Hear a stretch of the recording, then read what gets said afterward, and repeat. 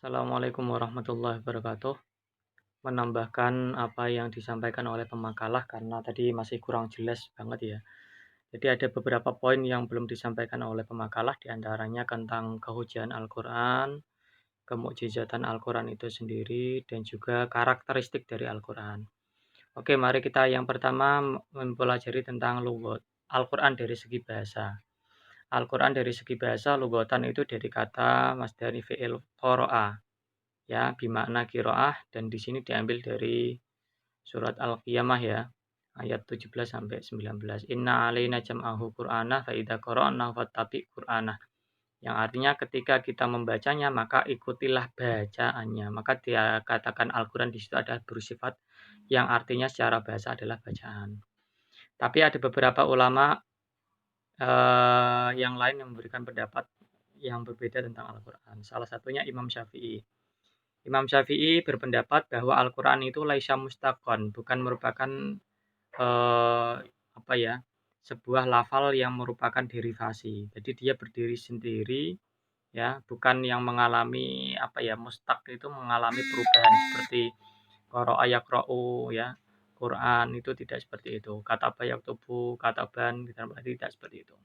Ya, ini berarti dia berdiri sendiri, yang artinya di sini adalah ilmu murtajalun yatulu alal wahyi al-munazzal ala Sayyidina Muhammad, yaitu wahyu yang diturunkan kepada Nabi Muhammad.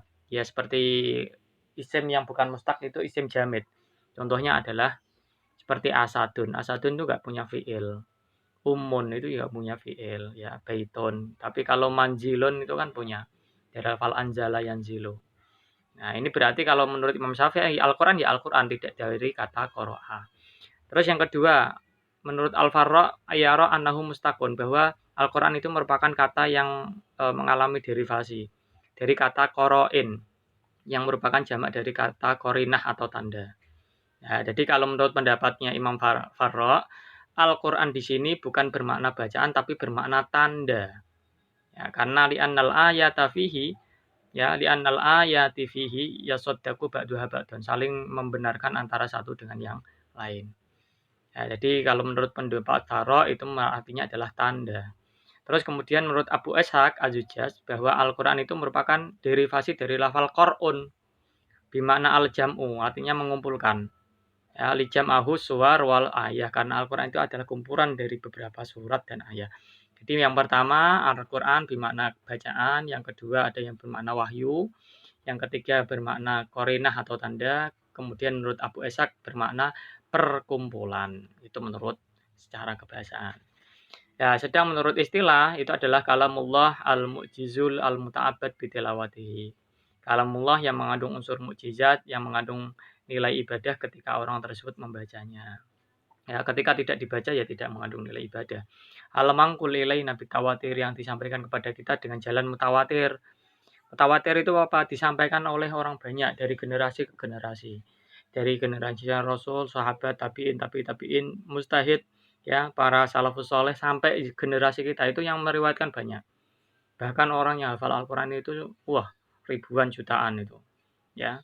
Sehingga nggak ada indikasi kalau Al-Quran ini bisa dimanipulasi atau dilakukan rekayasa pembohongan. Ya itu tidak bisa. Karena memang dijalankan dengan cara mutawatir. Al-Mabdu' bi suratil Fatihah, yang diawali dengan surat Fatihah, Al-Mahtum bi suratin Nas, yang karakteristiknya diawali dengan surat Fatihah, diakhiri dengan surat An-Nas. Al-Maktub fil Masahif, yang ditulis dalam lembaran-lembaran, Al-Munazzal bi wasitati Jibril, yang disampaikan melalui oleh malaikat Jibril ala qalbi Rasulullah, kepada Rasulullah sallallahu alaihi wasallam. Jadi karakteristiknya itu pasti disampaikan malaikat Jibril dan disampaikan pada Rasulullah. Kalau tidak disampaikan kepada Rasulullah bukan Al-Quran. Kalau disampaikan kepada Nabi Musa menjadi kitab Taurat. Kalau disampaikan Nabi Isa menjadi kitab Injil, kan gitu. Karakterisnya apa? Ya, ya, apa yang menjadikan Al-Quran ini menjadi sebuah landasan dalil syara? Ini yang belum ada tadi.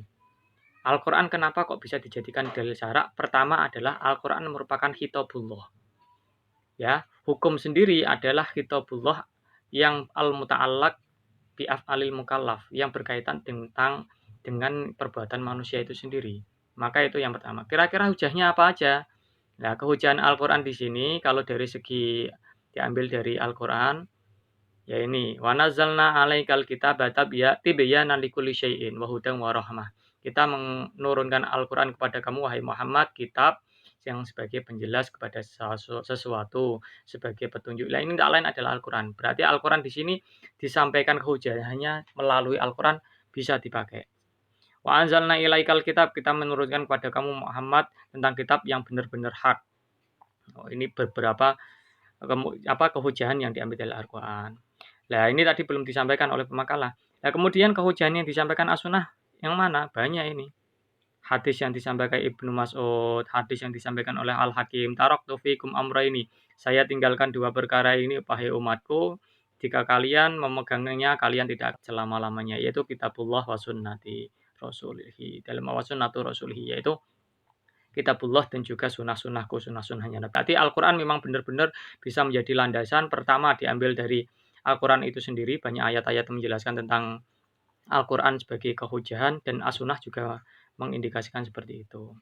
Ya, yang hadis ada yang disampaikan oleh Abdullah bin Hakim, terus siapa ini, Sayyidina Ali, dan lain sebagainya. Ini kehujahan yang diambil dari Al-Quran. Terus juga hadis yang disampaikan oleh Mu'ad bin Jabal. Ya, kaifa taqdir idza arada laka qada? Bagaimana kamu bisa memutuskan jika sebuah perkara? Terus dijawab sama yang namanya Mu'ad bin Jabal, ya aqdi bi kitabillah, saya akan memutuskannya dengan Al-Quran. Itu yang pertama, makanya Al-Quran itu menjadi sumber pokok utama. Faidan, fa'ilam tajid fil Quran, jika kamu tidak menemukan di Al-Quran, ya dijawab sama Mu'ad bi sunnati Rasulillah, dengan sunnah Rasul. Ini berarti kehujahan yang diambil dari as-sunnah. Kehujahan Al-Quran diambil dari ijma'. Nah, ini ada beberapa pendapat. Khalifah Abu Bakar Umar hadithu khutbati fil qada'i ala hadan nahji. Nah, ini diantaranya di sini. Ya. Fa idza wajada ma qada bihi fa illam yajid fi kitabillah nadhara fi sunnati Rasulullah fa in wajada fiha ma yaqdi bihi qada bihi fa in yahu dzalika sa'alan nas hal alimtun anna nabiyya qada fihi bi qada. Nah, ini salah satunya pendapatnya. Jadi harus ada penjelasan ya. Al-Quran kehujahannya diambil dari Al-Quran, Al-Quran diambil dari As-Sunnah, dan Al-Quran kehujahannya diambil dari ijma' itu sendiri harus lengkap, karena di makalah Karti belum ada. Ya, lanjut ke pemakalah. Sedang karakteristik Al-Quran dengan lainnya itu apa? Karakteristik Al-Quran dengan lainnya satu adalah alfadhuhu wa ma'anihi min indillah. Lafal dan maknanya itu dari Allah. Ya, lafale ya sangka Allah, maknane adalah atau mungkin konsepnya juga dari Allah. Ya, beda dengan yang namanya hadis qudsi. Lafalnya, redaksinya dari Rasulullah, maknanya dari Allah. Ya, kalau hadis qudsi kan konsepnya dari Allah tapi lafalnya dari Rasulullah. Itu yang membedakan Al-Qur'an sama hadis qudsi. Yang kedua, at-tawatir dijalankan dengan jalan mutawatir, disampaikan oleh banyak orang dari generasi ke generasi. Kalau hadis ada yang mutawatir, ada yang ahad. Ya, yang ahad mutawatir bisa dijadikan hukum, yang ahad tidak bisa. Yang menjadikan sebab Al-Quran itu menjadi hujah salah satunya annahu min indillah, bahwa Al-Quran itu dari Allah. Ini paling kuat banget. Kenapa kok dari Allah? Apa yang menjadikan Al-Quran itu dari Allah? Kira-kira apa? Yang pertama adalah alasannya ijaz, yaitu kemukjizatan. Kalau tidak melalui kemukjizatan Al-Quran, ya, itu ada indikasi-indikasi Al-Quran ini buatan Rasulullah. Tapi karena Al-Quran ini mengandung beberapa kemukjizatan yang luar biasa, yang Rasulullah sendiri tidak mungkin bisa membuatnya, sehingga indikasinya Al-Quran ini adalah benar-benar dari Allah Subhanahu wa Ta'ala. Salah satu kemukjizatnya di sini, makanya perlu disampaikan itu. Kemukjizatan yang pertama adalah ittisaqu ibaratihi wa ma'anihi wa ahkamihi wa nadhuriyatihi. Ini. Apa itu? Kesesuaian ibarat, makna, hukum, dan teori. Nah, ini saya ambil di bukunya siapa ini? Ya. Nah, kemukjizatannya salah satunya di sini. Kata yaum, ya, atau hari dalam bentuk tunggal itu jumlahnya 365, ya, dalam setahun. Nah, ini kata yaum, hari-hari, sedangkan pada hari itu menunjukkan bentuk plural. Ya, itu juga diulangi sama seperti jumlah banyaknya hari tersebut, ya. Jumlah keseluruhan hanya 30, sama dengan jumlah hari dan sebulan. Di sisi lain kata yang berarti bulan hanya dapat 12 kali. Nah, ini berarti sangat luar biasa.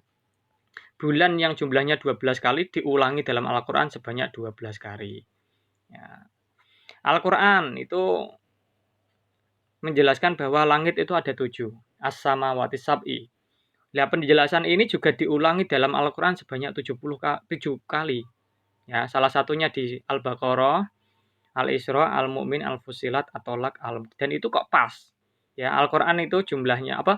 Langit itu jumlahnya ada 7 lapis dan itu diulangi dalam Al-Quran 7 kali. Ya, pengulangan dalam penyebutannya.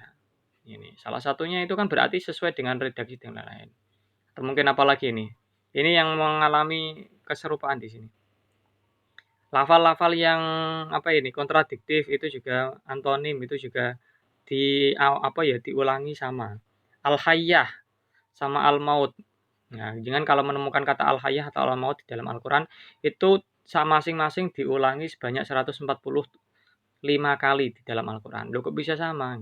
Padahal ini antonimnya. An-naf'u manfaat dan al-madharrah mudarat itu masing-masing 50 kali. Antonim juga diulangi sama. Atau sesuatu yang mempunyai makna sinonim, al-hars sama ziarah, membaca atau bertani. Ini di dalam Al-Quran pasti jumlahnya 14 kali. Nggak ada al-hayyah, al-hars itu 15, yang ini 14 itu tidak. Kok bisa sama? Ini kalau tidak kemukjizatan Al-Quran itu, ya bukan mukjizat itu ya susah itu untuk bisa menyamakan ini antara penyebutan hukum dan lain sebagainya. Kemudian dari segi apa itu? Intibaku ayatihi ala muktasifatil ilmi. Kesesuaian ayat dengan ilmu pengetahuan. Nah, contohnya apa itu? Contohnya wa anzalnal hadida, bahwa besi itu diturunkan, bukan produk dari bumi. Jangan mengira besi itu adalah produk bumi, salah. Karena apa? Sifatnya adalah Al-Quran menyebutkan besi itu diturunkan. Wa anzalnal hadida, dan kami menciptakan besi padanya terdapat kekuatan yang hebat bermanfaat itu dengan lafal anzala. Anzala itu turun dari atas ke bawah. Nah, ini dibuktikan dengan mukjizat besi di sini. Nah, karena apa di sini?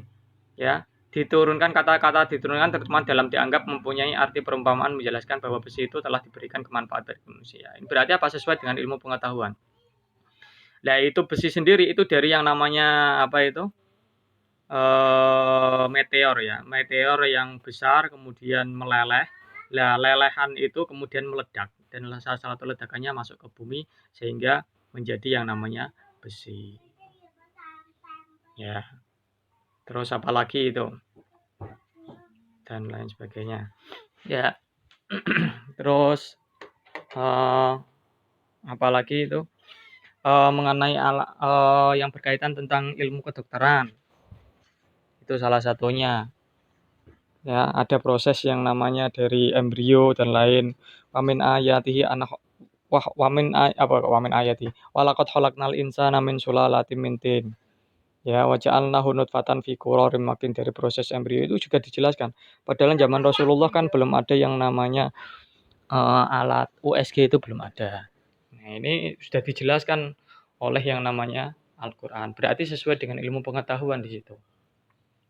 Terus apa ya? Ayat yang menjelaskan tentang bahwa di perut itu ada 3 kegelapan, ya. Itu juga dijelaskan oleh Al-Qur'an, dan pada saat itu Rasulullah belum nggak ada yang tahu di situ. Proses alam yang ada mengenai laut nggak bisa bersatu antara laut yang berwarna hijau sama agak kegelapan, marajal bahraini yaltaqiyan. Nah, itu kan nggak bisa nyatu di situ. Itu juga dijelaskan. Saat itu kan Rasulullah nggak sampai ke sana, sampai di daerah mana? Samudra Atlantik sama Pasifik itu ada di kutub utara sama kutub selatan itu. Jadi laut itu tidak bisa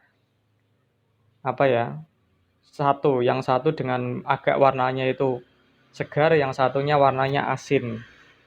Itu juga kalau jangan dilihat di YouTube itu sudah ada. Marajal bahraini yaltaqiyan bal huwa barzahun la yabghiyan. Itu salah satunya di situ. Nah, terus lagi kemukjizatan Al-Qur'an yang berkenaan tentang proses dengan kenyataan, ihbaruhu biwaqa'i'a la yu'allimuha illallah. Kabar-kabarnya itu selalu berkaitan dengan apa yang disampaikan oleh Allah. Ya, salah satu yang disampaikan itu kekalahan bangsa Romawi. Alif lam ra, ya. Gulibatir Rum. Kalau di sini jenengan cari surat Ar-Rum ya. Nah, Gulibatir Rum. Nah, itu kekalahan orang bangsa Romawi itu sendiri, Rasulullah sudah memberikan sebuah prediksi, ya, sudah memberikan prediksi akan kekalahan bangsa Romawi. Dan itu kekalahannya ada di Fi'adnal Ard, di pada dataran bumi yang paling bawah. Ya, daerah Palestina sana itu ada daerah bumi yang paling bawah, dalam arti datarannya itu lebih rendah daripada lautan. Mungkin kalau jebol ya itu akan menjadikan banjir, ya. Wahum mimba di golabim sayaglibun, setelah dia mengalami kekalahan dia akan bangkit lagi, bangsa Romawi.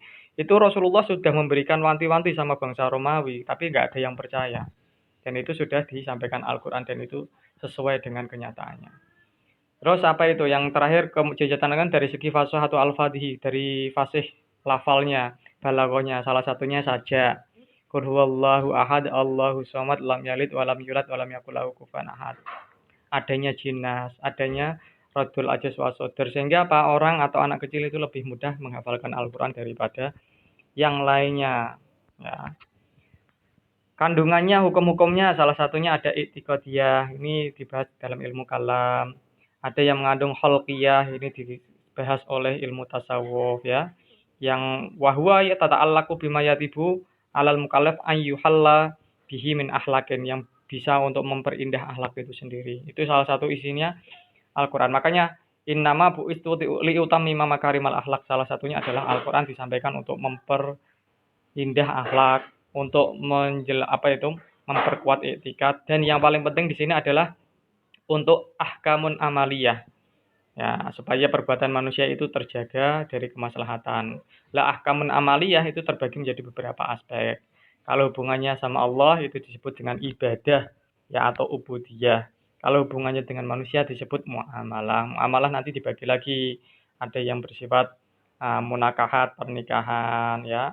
Ada yang bersifat ukubat, diantaranya ada kisos, hudud, takzir. Ya, ada yang namanya jinayat, ketika orang itu meninggal, itu ada kasus-kasusnya tersendiri. Nah, kemudian dari segi ketetapan Al-Quran, ya, Al-Quran memang punya ketetapan yang sangat baku di sini karena memang sumber yang sangat pertama primer dari yang lain. Kemudian as-sunnah, tadi sudah dijelaskan. As-sunnah sendiri itu bermakna as-sirah al-mustamirah, perjalanan terus menerus, ya. Diambil dari ayat Al-Quran dan sunnah Rasul, man sanna fil islami sunnatan hasanatan lahu kana lahu ajruha. Barang siapa yang melakukan perbuatan Islam dengan perbuatan yang baik, maka dia akan mendapatkan. Dalam arti perbuatan di sini. Ya, cara kebahasaan, cara istilah adalah segala sesuatu yang bersumber dari Rasulullah, baik ucapan, perbuatan, atau ketetapan. Kehujahannya apa? Di Al-Quran juga ada. Qul atiullah wa rasul. Menaati Allah berarti kita mengikuti Al-Quran. Menaati Rasulullah berarti kita menaati hadis. Wama atakumur rasul fahuduh. Apa yang disampaikan sama Rasul maka ikutilah. Wama nahakum anhu fantahu. Tak lain adalah kita mengikuti sunnah dan juga menjauhi larangan yang dilarang oleh as-sunnah. Itu kan sudah ada di dalam Al-Quran. Kehujahan as-sunnah diambil dari sunnah sendiri. Man ato'ani faqad Allah, faqad aswani faqad asallah. Jadi kehujahannya itu jelas. Di alam Al-Quran sendiri dijelaskan, as-sunnah juga dijelaskan, ijma juga demikian. Ya. Terus dari segi apa ini? Fungsi as-sunnah. Ini yang paling banyak ini. Ya. Fungsi as-sunnah yang pertama sebagai penguat hukum, pertama sebagai muakkidah. Muqarrirah lima ja'a fil Quran. Contohnya apa? Al-Quran menjelaskan tentang sholat, puasa, ya. Atiullah wa atiur rasul. Salah satunya adalah baik aqimus shalah wa atuz zakat. Itu kan di as-sunnah juga ada. Ya, bunyal islamu ala khamsin syahadatu alla ilaha illallah anna muhammadur rasulullah, dijelaskan oleh as-sunnah. Terus apa lagi? Ya. Kutiba alaikumus syiyam kama kutiba alal ladzina min qablikum. Al-Quran menjelaskan. As-sunnah juga menjelaskan. Apa itu? Man shoma ramadhana imanan wa ihtisaban. Berarti sebagai penguat antara Al-Quran sama as-sunnah. Yang kedua, as-sunnah sebagai mufassilah wa mubayyinah. Apa itu? Penjelas dari segala sesuatu yang masih global. Contohnya ya tadi, sudah saya jelaskan ya. Al-Quran itu sifatnya itu global, sholat, ya sholat, puasa. Tapi bagaimana caranya sholat, puasa itu dimulai kapan, itu belum ada yang menjelaskan. Yang menjelaskan as-sunnah. Salah satunya adalah shollu kama ra'aitumuni usolli. Nak kowe ngerti carane sholat, ayo melu aku. Makanya sholat iku ana rukuke, ana sujude itu enggak ada di dalam Al-Quran itu. Tumakninah, ono jenenge tasyahud dan lain sebagainya itu dijelaskan oleh as-sunnah. Yang selanjutnya muqayyadah lima utliko sebagai pembatas. Ya, seperti tadi lafal as-sariqu was-sariqatu faqta'u aydiyahuma. Yang dipotong bagian mana? Nah, itu as-sunnah memberikan jawaban.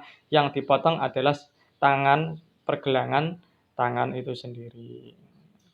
Atau yang nomor 3 mukhassisah sebagai pengkhusus pengecualian. Contohnya hurrimal Qur'an al-maitata.